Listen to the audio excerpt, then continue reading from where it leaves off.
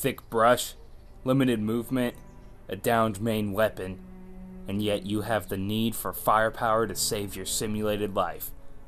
A handgun is the obvious choice. Welcome back, fellow adventurers seeking to share ideas and stories from real-life adventuring. Talking in terms of airsoft, the handgun can be a very versatile weapon. Here I have with me is the KP45 USP NS2 variety. I've got, of course, the 40mm left-hand threaded aluminum barrel modification for barrel attachments, as well as the King Arms replica of the GGNG 20mm rail adapter on the grip, and I'm not quite sure why it's generated such a interest, but I've wrapped the grip with plain old athletic tape. That's all it is, athletic tape. Why? Well, our team's next 24-hour war is an apocalyptic themed game, and along with that, the players are supposed to act as mercenaries. You know, broken or jerry-rigged type of gear, that sort of thing. With that out of the way, let's discuss handgun usage. Handguns are smaller, lighter, and much more mobile than pretty much any other weapon out there. Except maybe a knife, but a knife's capabilities, you know, are severely limited. A quality handgun, such as the one I have here, when properly calibrated and used with quality ammunition, can easily take on most AEGs and other weapons. And I'd go as far as any other weapon out there when used in capable hands. I know some may argue with me. Like what I say, this is what I observe in the field. This is what I've seen happen. Not on the internet or from forum surfing or anything like that. I've seen people take on AEGs and other pistols, gas guns, and yes, even sniper rifles with just this handgun. Real quick, let me just say that there's no substitute for getting out and just doing it, whatever that it is, in this case airsoft. If you want to learn about something, a hobby, especially airsoft, if you want to learn the dynamics of it, you have to just go out and do it. You can't just go on the internet, read all about it, and then think you know everything. It just doesn't work like that.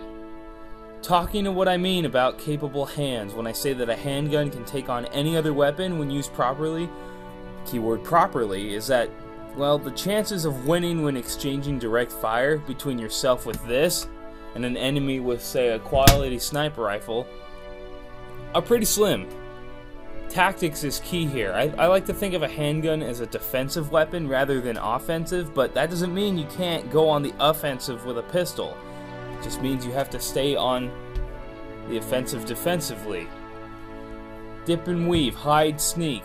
You know, you aren't going to be a very good assaulter with a standard handgun. Not to say that doing that isn't a good idea with any type of weapon, sneaking and hiding, but with a pistol, if you're going to go offensive, it's pretty much mandatory. This USP has 24 rounds in a magazine. That's not a whole lot. I got some in there if you can see that. Quality BBs, by the way, make all the difference. We'll talk about that later, but 24 rounds per magazine? When you're going up against like 400 round high cap, maybe more, maybe slightly less, that's a pretty big darn gap. If you're alone, your chances are even more diminished, and you'll have to rely more heavily on stealth and brain power than firepower. But with a couple teammates, the idea would be maybe your team could stage a distraction while you sneak up quietly and flank with this. Remember, this is talking about how this is your only gun. This is the only gun that you have. Right? Most sane airsofters who just don't want to try it, I mean, there are circumstances, and I'll tell you about those in a second, but most of the time you're going to want to opt for a full-sized weapon with better speed or better firepower capabilities, stronger firepower, stronger FPS, higher round count. I mean, when it comes to a handgun, pretty much there's no room for more ammunition than this. I mean, I just don't see it happening anytime soon. I've never heard of a high cap pistol magazine unless, you know, it's sticking out way like that, and that's giving up mobility, giving up room, and adding lots of weight when, you know, the standard M4 high cap is what, like 350 rounds? What do you think would be easier to do in that situation where you're trying to flank the enemy? Crawl through a full-size bush with an assault rifle or a handgun? I I mean, yeah, if I had my choice, I'd carry my M60 around all day with its 2,000 round magazine at 360 FPS. If I had the endurance to carry a 15-pound full metal, extremely bulky gun all day. Most of the time I'd opt for the assault rifle with maybe a few spare magazines, able to give me more powerful automatic fire, but sometimes that's just not possible. That's just not. Maybe my gun has a malfunction, maybe a broken battery or a dead battery, broken gearbox, a jam, or maybe it's just out of ammunition and I don't have time to refill it. Or the resource. Maybe I had a stupid moment and I just don't have it on me for whatever reason and I need a gun now. Handgun is an important loadout item, mandatory I say.